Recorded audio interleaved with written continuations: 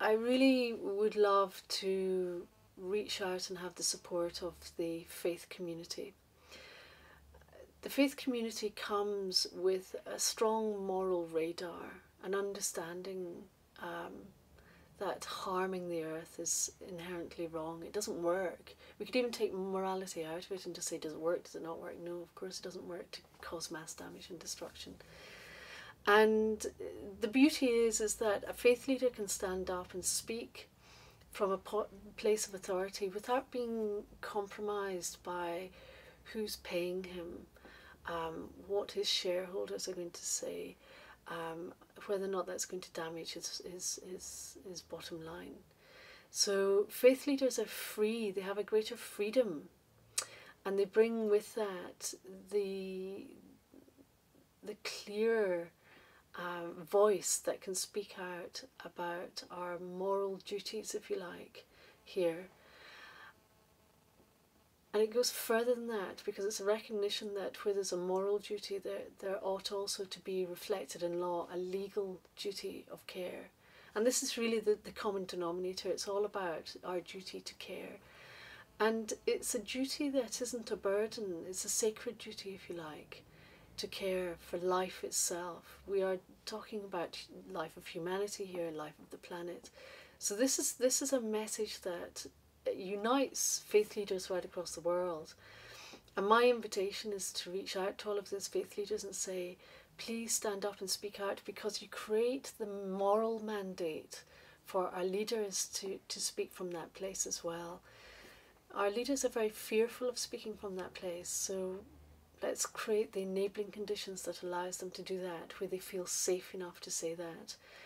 And by having faith leaders standing up and speaking out in support of a law of ecocide really enables others politically who behind closed doors support this, but publicly are too scared to speak out about it. The legal governance that I'm proposing is creation of an international law of ecocide. And how it would work is this. One, it says first stop the harm. So you're drawing a line in the sand, you're saying enough, no more, we can't go there. If it's significant harm, we cannot do that.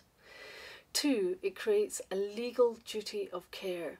And this is very, very important. It doesn't exist today for either at a governmental level or business level or financial as well, to put the health and well-being of people and planet first. It is the law as it stands today for a CEO and his directors, or the government, or whoever's making the decisions, to put the interests of shareholders first, which means to maximise profit. So we have a huge problem. Our whole way of engaging with business and decision making is driven by financial considerations. By creating an international law of ecocide that criminalises mass damage and damage and harm, you actually close the door to that being a legal defence. You cannot use it as a defence in a criminal court of law to say it's going to make money, it's going to create jobs. A criminal court is there to decide whether or not a significant harm is at play, and if so, it's a no-go zone. And that's very important, because what it does is it fundamentally flips the decision making at the very top end. This is the power of the law of ecocide. So that your first decision in the boardroom, at a government level, in financial institutions is this going to cause significant harm? If so, we cannot go there. And if it is, if I sign off on it or ignore it, then I personally can be held to account in a criminal court of law.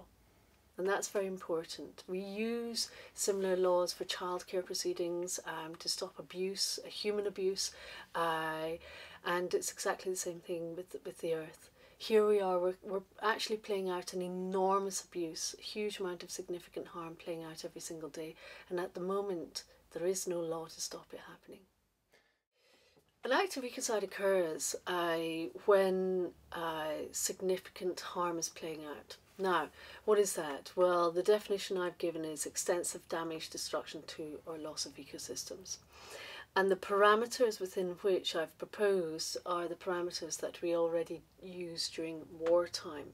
It's called the size, duration, or impact test. Size, 200 kilometres or more.